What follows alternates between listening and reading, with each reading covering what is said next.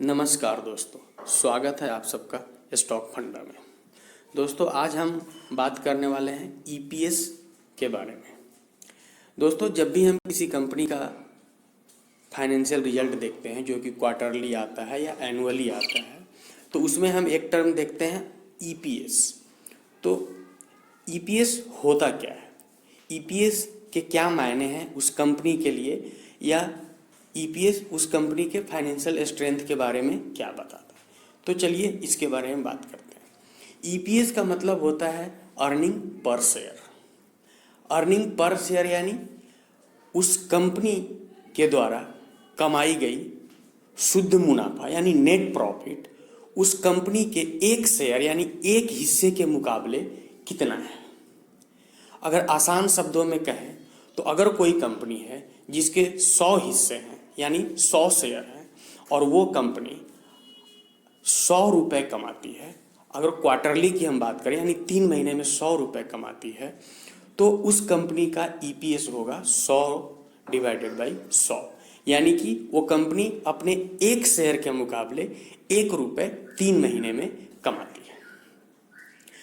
Theoretically इसका जो definition है, it is the ratio of net profit of the company to the total numbers of share subscribed by the company।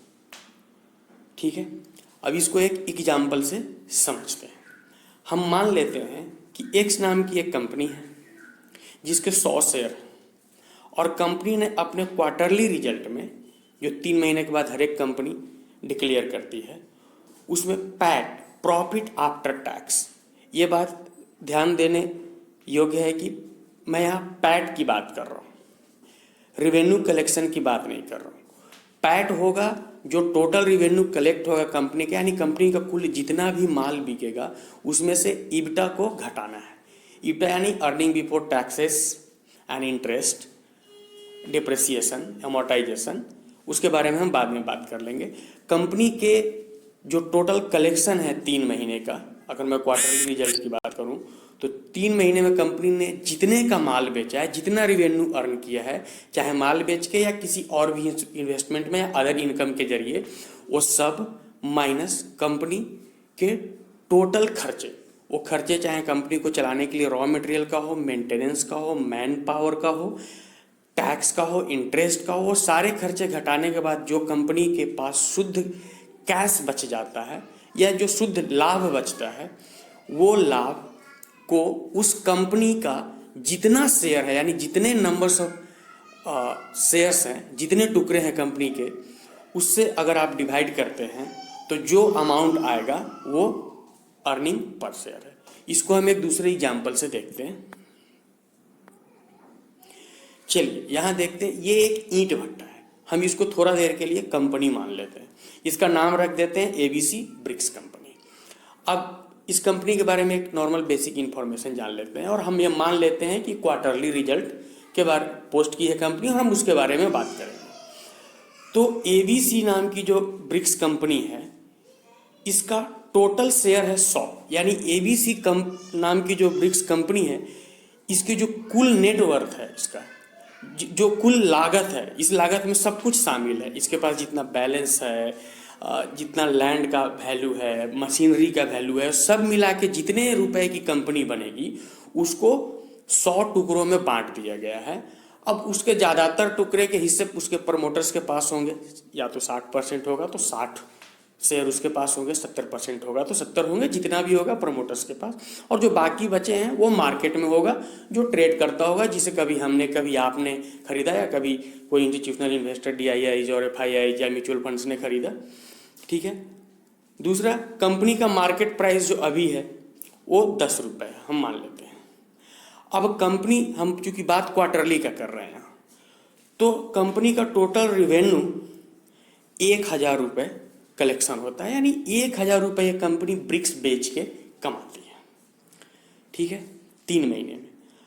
अब इस 1000 का BRICS बेचने के लिए जो कंपनी के खर्चे आते हैं, उस खर्चे में सब कुछ शामिल है। ब्रिक्स बनाने के लिए जो भी कॉस्ट लगता होगा, चाहे रॉ मटेरियल का, मशीन का या लेबर पेमेंट का, और टैक्सेस का भी, इंटरेस्ट का भी, अगर कोई लोन ले रखी होगी कंपनी तो वो सब मिला के 500 खर्च होता है। और टैक्स मान लेते हैं, चूंकि कमाई बहुत कम है तो यहाँ एग्जाम्पल के लिए मैं टैक्स को नील कर देता हूँ। ये भी मान लेता हूँ कि कंपनी के पास कोई लोन नहीं है, कंपनी डेट फ्री है, ठीक है, तो कोई इंटरेस्ट नहीं देना होगा। तो कंपनी का नेट प्रॉफिट अब कितना हो गया, total revenue minus operating expenses, यानी कि 1000 माइनस 500, तो कंपनी का शुद्ध प्रॉफिट हुआ इस क्वार्टर में 500 रुपये। अब तो इस कंपनी का ईपीएस क्या हो जाएगा, 500 रुपये divided by numbers of share कितने, 100, यानी कि 5 रुपये। यानी ये कंपनी अपने एक हिस्से पे 3 महीने में 5 रुपये कमाती है, यही ईपीएस का मतलब है। तो अब सोचने वाली बात यह है कि क्या ईपीएस से हमें कंपनी में निवेश करना चाहिए या नहीं करना चाहिए, क्या ईपीएस से हमें ये बात पता चलेगा? जी नहीं, बिल्कुल नहीं चलेगा, क्योंकि सिर्फ ईपीएस देख के हम कंपनी का कुछ भी अंदाजा नहीं लगा सकते। अब यहाँ पे देखिए 5 रुपये है, शेयर प्राइस 10 रुपये है, तो सुनने में अच्छा लग रहा है कि 10 रुपये का एक शेयर लो और 5 रुपये आपको 3 महीने में ईपीएस और शेयर का अर्निंग है, तो 5 रुपये कंपनी कमा रही है, तो कंपनी अच्छी हो। तो पहला बात मैं ये क्लियर कर दूं कि ईपीएस जो भी है 5 रुपये, तो ये पैसा आपको 5 रुपये मिलने वाला नहीं है, क्योंकि कंपनी कभी भी अपने इन्वेस्टर को, शेयर होल्डर को सिर्फ 2 माध्यम से ही पैसा देती है। एक तो हो गया डिविडेंड के रूप में या बोनस के रूप में जो आपको मिल गया, और दूसरा है आपने अगर उस कंपनी के स्टॉक सस्ते मार्केट में, सस्ते रेट पे मार्केट से खरीदे हैं और जब महंगा हुआ तो बेचे हैं, तो उससे जो आपका अर्निंग हुआ वही प्रॉफिट है, उससे कंपनी को कोई लेना देना नहीं है। कंपनी आपको डायरेक्टली या तो डिविडेंड के रूप में पैसा देगी या बोनस के रूप में शेयर अलॉट करेगी, उससे आपके शेयर डाइल्यूट होंगे और फिर प्राइस करेक्ट होगा तो आप बेच के प्रॉफिट कमा सकते हैं। कंपनी से डायरेक्ट ये ईपीएस नहीं मिलेगा। हाँ, तब तो ईपीएस का सिग्निफिकेंस ये है कि अगर कोई कंपनी अपने हर क्वार्टर दर क्वार्टर ईपीएस में बढ़ोतरी कर रही है, जैसे ये एबीसी कंपनी बढ़ोतरी कर रही है, तो इससे साफ ये पता चलता है कि चूंकि नंबर्स ऑफ शेयर सब्सक्राइब तो ऑलमोस्ट फिक्स्ड है, कभी कभी बोनस इशू होगी तो डाइल्यूट होगा शेयर, तो नंबर्स बढ़ सकते हैं, नहीं तो ज़्यादातर मामलों में ज़्यादातर टाइम के लिए शेयर तो फिक्स है। तो अगर शेयर फिक्स है, टोटल नंबर्स ऑफ शेयर, और ईपीएस बढ़ रहा है, इसका मतलब रेवेन्यू बढ़ रहा होगा। तो अगर कंपनी का रेवेन्यू क्वार्टर दर क्वार्टर बढ़ रहा है तो ये तो कंपनी के लिए अच्छी बात है, यानी ये कंपनी फ्यूचर में ग्रो करेगी। हाँ, बिल्कुल करेगी, ये एक अच्छा पॉजिटिव साइन जरूर है। दूसरा, ईपीएस का कहाँ यूज है, सबसे ज़्यादा यूज होता है पी रेशियो निकालने के लिए, जिसके बारे में हम अगले वीडियो में बात करेंगे। पी रेशियो के बगैर हम ये नहीं जान पाएंगे कि जो कंपनी में हम अभी इन्वेस्ट करने जा रहे हैं वो कंपनी सस्ती है या महंगी है। तो P ratio price to earning ratio है, जहाँ पे जो अर्निंग है वो अर्निंग ईपीएस है। तो बिना ईपीएस निकाले हम किसी भी कंपनी का पी रेशियो नहीं निकाल पाएंगे, और पी रेशियो के बगैर कंपनी का वैल्यूएशन हम पता नहीं कर सकते कि हम जिस प्राइस पे खरीद रहे हैं उस प्राइस पे कंपनी का शेयर कहीं ओवर वैल्यूड है तो नहीं है या अंडर वैल्यूड तो नहीं है। चलिए दोस्तों, वीडियो को ज़्यादा लंबा ना करते हुए अगले एक रियल एग्जाम्पल से समझते हैं। मैं आगे आपको दिखाने वाला हूँ गेल इंडिया का। गेल इंडिया जो कि एक नामी कंपनी है, सब जानते हैं कि gas pipeline, gas transmission pipeline के कारोबार में है, मोनोपोली है इसका, बहुत बड़ी कंपनी है, बहुत बड़ा मार्केट कैप है। तो उसका हम फाइनेंशियल रिजल्ट जो डेटा है, आप कहीं से भी वो डेटा ले सकते हैं, चाहे आप मनी कंट्रोल से लें, screener.in से लें, ट्रेंड लाइन से लें, रेडिट मनी से ले सकते हैं, एनएससी के साइट से ले सकते हैं। तो हमने गेल इंडिया का पिछले 3 क्वार्टर का जो फाइनेंशियल रिजल्ट है उसका डेटा ईपीएस तक के लिए हमने यहाँ पे अपने एक्सेल सीट में लगाया है। चलिए बात करते हैं सितंबर वाले क्वार्टर की, जो अभी अभी 2 महीने पहले जो क्वार्टर एंड हुआ उसका रिजल्ट जो गेल कंपनी ने पोस्ट किया है एनएससी पे, आप देख सकते हैं। उसमें कंपनी ने दिखाया कि टोटल रिवेन्यू कलेक्शन हुआ 14,091 करोड़, यानी 14,091 करोड़। अब ऑपरेट उसमें से ये जो कलेक्शन हुआ है टोटल रिवेन्यू है। अब यहाँ पे देखिएगा ऑपरेटिंग रिवेन्यू जो है वो 13,796 यानी 13,796 करोड़ है। और अदर इनकम जो है 294 करोड़ है। ये दोनों मिला के 14,091 करोड़ हो रहे हैं। तो यहाँ अदर इनकम के बारे में मैं एक छोटा सा बस बता देता हूँ, बाकी बात में करेंगे। कोई भी जो इस कंपनी का इस सेगमेंट में, जिस सेगमेंट में कारोबार कर रही है, जिस बिजनेस के लिए जानी जाती है, उस बिजनेस से इसने 13,796 करोड़ ही कमाए। जो बाकी के 294 करोड़ हैं वो अदर इनकम है। अब अदर इनकम कंपनी कैसे कमाती है? कंपनियों के पास बहुत कैश रिजर्व हो जाता है, जो बहुत दिन से चली कंपनी होती है, अच्छी प्रॉफिट मेकिंग कंपनी होती है, उनके पास हजारों करोड़ का, 10,000 20,000 करोड़ का कैश रिजर्व हो जाता है।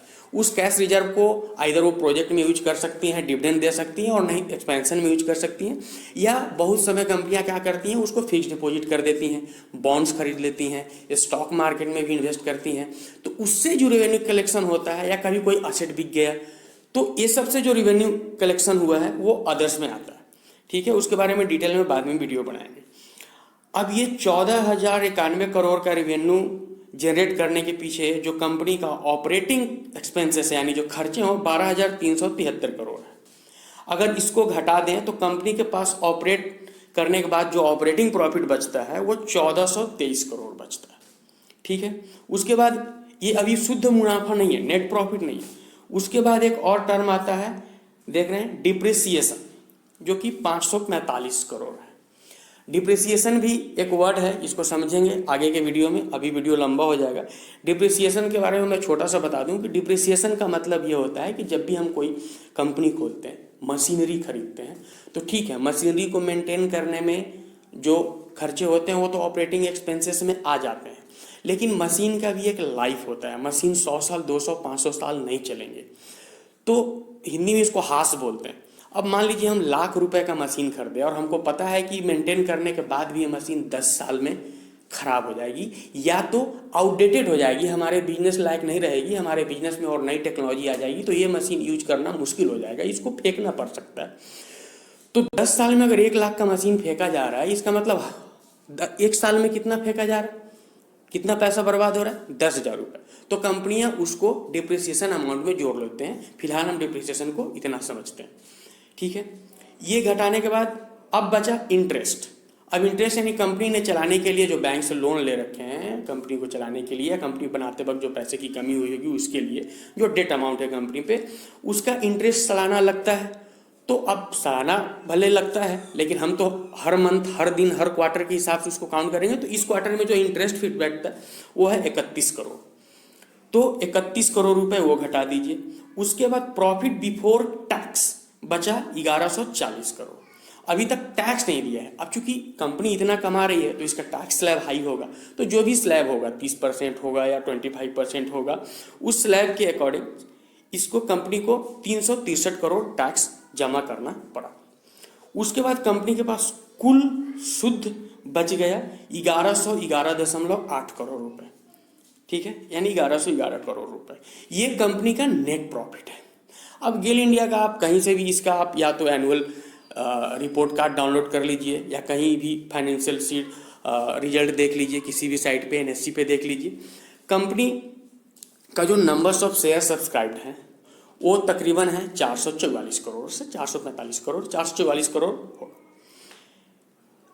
तो अब 1111.8 डिवाइडेड बाई जो नंबर्स ऑफ शेयर सब्सक्राइब हैं उसको आप डिवाइड कीजिए 1111 में से, तो आपके पास जो आएगा ईपीएस वो आएगा 2.5 रुपीज।